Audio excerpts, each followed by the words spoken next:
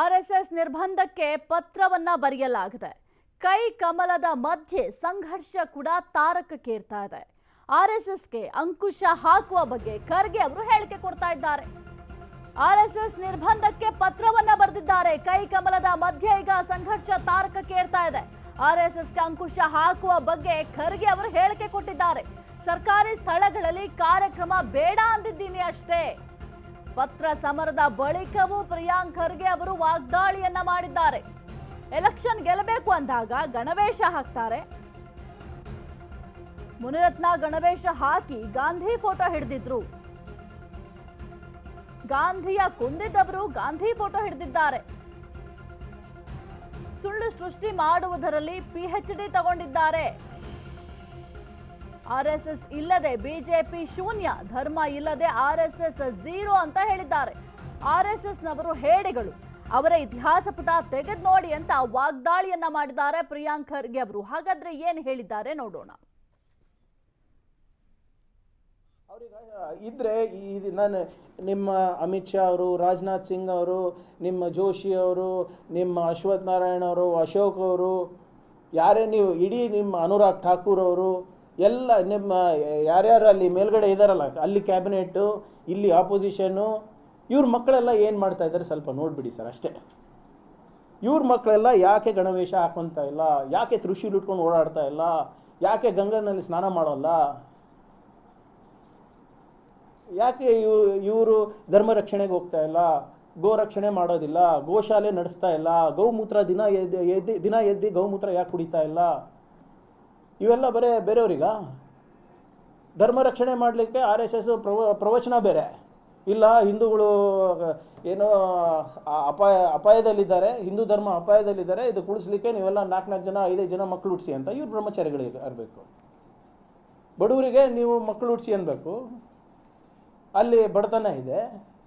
ಇವರೆಲ್ಲರೂ RSSನವರು ಪ್ರವಚನ ಮಾಡಿ ಎಲ್ಲ ಕಡೆ ಅಡ್ಡಾಡಿ ಇವರು ಬ್ರಹ್ಮಚಾರಿಯಾಗಿ ಉಳಿಬೇಕಾ? ಮಾಡ್ಕೊಳ್ರಿ, ಇವರೇ ಮದುವೆ ಮಾಡ್ಕೊಳ್ಳಿ.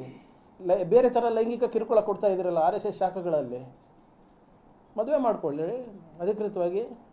ಮಾಡ್ಕೊಂಡು 3 ಮಕ್ಕಳು ಹುಟ್ಟಿಸ್ಬಿಟ್ಟು ದಯವಿಟ್ಟು ಧರ್ಮ ರಕ್ಷಣೆಗೆ, ರಾಷ್ಟ್ರ ರಕ್ಷಣೆಗೆ ಮುಂದೆ ಬನ್ನಿ. ಕೋಲಿಟ್ಕೊಂಡು ಪ್ರಚೋದನಕಾರಿಯಾಗಿ ಭಾಷಣ ಮಾಡೋದಲ್ಲ. ಆಗುತ್ತೆ, ಏನು ಮಾಡ್ತೀವಿ.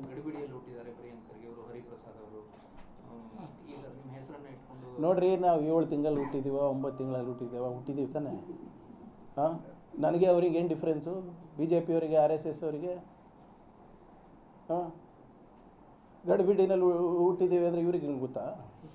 ಹಾಂ, it is better to be born like this than like that.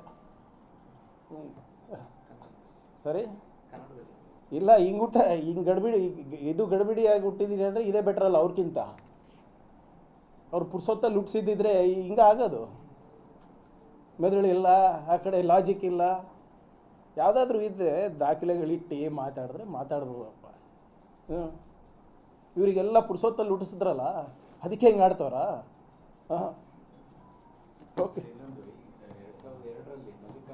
ಆಗಲೇ ಹೇಳಿದ್ವಿ ನೋಡಿ, ಗೃಹ ಸಚಿವರಿಗೆ ಆಗಿದ್ದ ಮಾಡಲಿ, ಶಾಖೆಗೆ ವಿಸಿಟ್ ಮಾಡಿ ಅವ್ರಿಗೆ ತಾಕಿ ಅವ್ರು ಹೇಳಿದಲ್ಲ ನಿಜನಾ?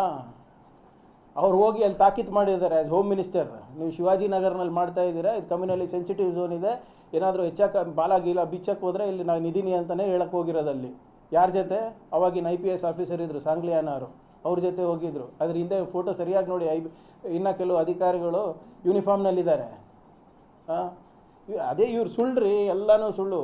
ಸಾವರ್ಕರ್ ವೀರು ಸುಳ್ಳು, ಇವ್ರು ದೇಶಭಕ್ತರು ಸುಳ್ಳು, ಇವ್ರು NGO ಅನ್ನೋದು ಸುಳ್ಳು, ಖರ್ಗೆ ಸಾಹೇಬ್ರಲ್ಲಿ ಶಾಖಾಗಿ ಹೋಗಿದ್ರಂತ ಅದನ್ನೂ ಸುಳ್ಳು.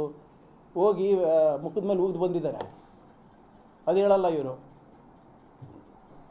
ಓಕೆ, DK ಶಿವಕುಮಾರ್ ಅವರು ನಮ್ಮ ಸುವರ್ಣ ನ್ಯೂಸ್ ಇಂಟರ್ವ್ಯೂ ಸರಿ ಸುವರ್ಣ ನ್ಯೂಸ್ ಇಂಟರ್ವ್ಯೂನಲ್ಲಿ ಹೇಳಿದ್ದಾರೆ, ಅಧಿಕಾರ ಹಂಚಿಕೆಗೆ ಶಾಸಕರ ಬಲ ಮುಖ್ಯ ಆಗಲ್ಲ, ಹೈಕಮಾಂಡ್ ಯಾವ ತೀರ್ಮಾನ ತೆಗೆದುಕೊಳ್ಳುತ್ತೋ ಅದೇ ಫೈನಲ್ ಅಂತ.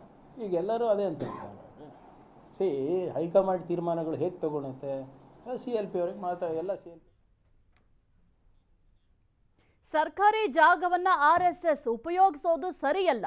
ಖಾಸಗಿ ಜಾಗದಲ್ಲಿ ಬೇಕಾದ್ರೆ ಸಮಾವೇಶ ಮಾಡಿಕೊಳ್ಳಲಿ ಅಂತ ಬೆಂಗಳೂರಿನಲ್ಲಿ ಸಚಿವ ದಿನೇಶ್ ಗುಂಡೂರಾವ್ ಅವರು ಹೇಳಿಕೆಯನ್ನ ಕೊಟ್ಟಿದ್ದಾರೆ. ಸರ್ಕಾರಿ ಜಾಗವನ್ನ ಆರ್ಎಸ್ಎಸ್ ಉಪಯೋಗಿಸೋದು ಸರಿಯಲ್ಲ, ಇನ್ನು ಖಾಸಗಿ ಜಾಗದಲ್ಲಿ ಬೇಕಾದ್ರೆ ಸಮಾವೇಶ ಮಾಡಿಕೊಳ್ಳಿ. ಬೆಂಗಳೂರಿನಲ್ಲಿ ಸಚಿವ ದಿನೇಶ್ ಗುಂಡೂರಾವ್ ಅವರು ಹೇಳಿಕೆಯನ್ನ ಕೊಟ್ಟಿದ್ದಾರೆ. ಸರ್ಕಾರಿ ಶಾಲೆ ಕಾಲೇಜಿನಲ್ಲಿ ಅವಕಾಶ ಕೊಡಬಾರ್ದು, ವೈಯಕ್ತಿಕ ರಾಜಕೀಯ ಸಮಾವೇಶ ಬೇರೆಡೆ ಮಾಡಬೇಕು. ಆರ್ಎಸ್ಎಸ್, ಬಜರಂಗದಳ, ಎಬಿವಿಪಿ ಎಲ್ಲವೂ ಪೊಲಿಟಿಕಲ್ ಸಂಸ್ಥೆ. ಸ್ವಾತಂತ್ರ್ಯ ಹೋರಾಟಕ್ಕೆ ತ್ಯಾಗ ಮಾಡಿದ್ದು ಕಾಂಗ್ರೆಸ್. ಸ್ವಾತಂತ್ರ್ಯಕ್ಕೋಸ್ಕರ ಆರ್ಎಸ್ಎಸ್ ಏನೂ ಮಾಡಿಲ್ಲ. ದಿನೇಶ್ ಗುಂಡೂರಾವ್ ಅವರು ಹೇಳಿಕೆಯನ್ನ ಕೊಟ್ಟಿದ್ದಾರೆ. ಹಾಗಾದ್ರೆ ಏನು ಹೇಳಿದ್ದಾರೆ ನೋಡೋಣ. ಮಾಡಕ್ಕಾಗ್ತದ? ನನ್ನ ಕಾರ್ಯಕ್ರಮವನ್ನ ನಾವು ಮಾಡಕ್ಕಾಗೋದಿಲ್ಲ. ಸೊ ನಾನು ಅದೇ ಹೇಳುವಂಥದ್ದು. ಎಬಿವಿಪಿ ಆಗಿ NSU ಆಗಲಿ ಹೋಗಿ ಅವರ ಫಂಕ್ಷನ್ಗಳು ಕಾಲೇಜ್ ಕ್ಯಾಂಪಸ್ ಅಲ್ಲಿ ಮಾಡಕ್ಕಾಗಲ್ಲ. ಸ್ಟೂಡೆಂಟ್ಸ್ ವಿಚಾರಕ್ಕೆ ಬಂದಾಗ ಅವ್ರು ಹೋಗಿ ಅಲ್ಲಿ ಇನ್ವಾಲ್ವ್ ಆಗ್ಬೋದು. ಅವ್ರದ್ದೇನಾದ್ರೂ ವೈಯಕ್ತಿಕ NSU ಸಂಘ ಒಂದು ಸಮಾವೇಶ, ಎಬಿವಿಪಿ ಸಮಾವೇಶ ಮಾಡಬೇಕು ಅಂತ ಹೇಳಿದ್ರೆ ಅದು ಅವರ ಒಂದು ಬೇರೆ ಸ್ಥಳಗಳಲ್ಲಿ ಮಾಡ್ಬೇಕು. ನೋಡಿ, ಇವತ್ತು ಅತಿ ಹೆಚ್ಚು ಹಣ ಇರುವಂತ ಸಂಸ್ಥೆ RSS. ಅತಿ ಹೆಚ್ಚು ಭೂಮಿ, ಇವತ್ತು ಎಷ್ಟು ಭೂಮಿಗಳು ಅವ್ರ ಕೈಗೆ ಸೇರಿದೆ, ಎಷ್ಟು ದುಡ್ಡು ಅವರಲ್ಲಿದೆ, ಮತ್ತು ಆ ಸಂಘಟನೆ ಈ ದೇಶದ ರಾಜಕಾರಣದಲ್ಲಿ ಯಾವ ದೊಡ್ಡ ಪಾತ್ರ ವಹಿಸಿದೆ, ಅದು ಯಾರು ಕೂಡ ಅಲ್ಲಿಗೆಳೋದಕ್ಕೆ ಸಾಧ್ಯನೇ ಇಲ್ಲ. ಆಯ್ತಾ?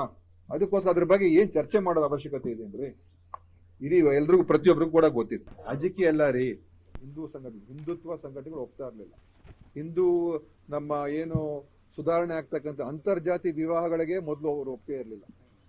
ಧರ್ಮ ಈಗ ವಿರೋಧ ಮಾಡ್ತಾರಲ್ಲ, ಹಿಂದೆ 1930-40 ಇಸ್ವಿಯಲ್ಲಿ ಅಂತರ್ಜಾತಿ ವಿವಾಹಗಳು ಕೂಡ ಈ ಹಿಂದುತ್ವ ಸಂಘಟನೆಗಳು ವಿರೋಧ ಮಾಡೋರು. ಅವ್ರಿಗೇನಂತ ಹೇಳಿದ್ರೆ ಈ ಒಂದು ಏನು ಜಾತಿಯ ವ್ಯವಸ್ಥೆ, ಈ ಶ್ರೇಣಿ